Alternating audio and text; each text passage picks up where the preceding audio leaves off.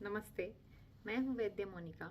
Today is day 4 of 7 day series of myths about Ayurveda. तो आज हम बात करते हैं एक और आयुर्वेदिक मिथ की, that is Ayurveda is slow acting.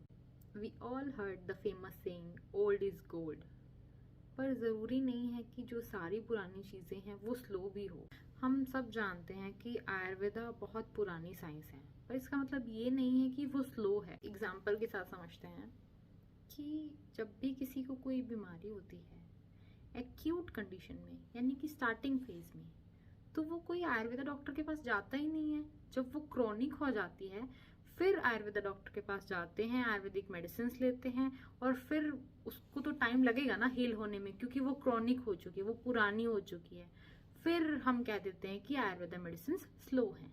एक बहुत बेसिक सा एग्जांपल बताती हूँ। आपने अपने घर में अपनी दादी नानी को किसी को प्रैक्टिस करते हुए देखा होगा। जब छोटे बच्चों के पेट में दर्द होता है तो वो उनकी नाभि पे हींग का लेप लगा देती हैं और उन्हें इंस्टेंटली रिलीफ मिल जाता है। आपने अपने घर में ही देखा होगा, जब किसी को कोल्ड या कफ होता है तो वो तुलसी वाली चाय पीने को कहते हैं, अदरक वाली चाय पीने को कहते हैं। कुछ चाय की ऐसी कंपनियां भी हैं जो लोग अपनी चाय में तुलसी, अश्वगंधा, इलायची ये सब डालने लगे हैं। Let's talk about acidity. Very common. हर कोई अपनी लाइफ में एक बार तो एसिडिटी ज़रूर एक्सपीरियंस करता है। आप कभी ट्रैवल कर रहे हो या फिर आपने शादी में बहुत ज़्यादा खाना खा लिया है। एसिडिटी के लिए आयुर्वेद में बहुत ही क्विक ट्रीटमेंट है।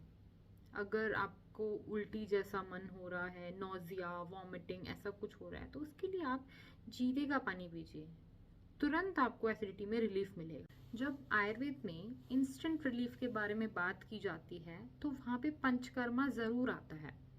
जब भी किसी को बहुत ज़्यादा वॉमिटिंग हो रही है तो हम उसको और वॉमिटिंग इंड्यूस करा के उसकी वॉमिटिंग को ठीक करते हैं, पित्त को शांत करते हैं। आयुर्वेदा को स्लो इसलिए भी कहा जाता है क्योंकि वो रूट कॉज पे काम करता है, सिम्टम्स पे काम नहीं करता।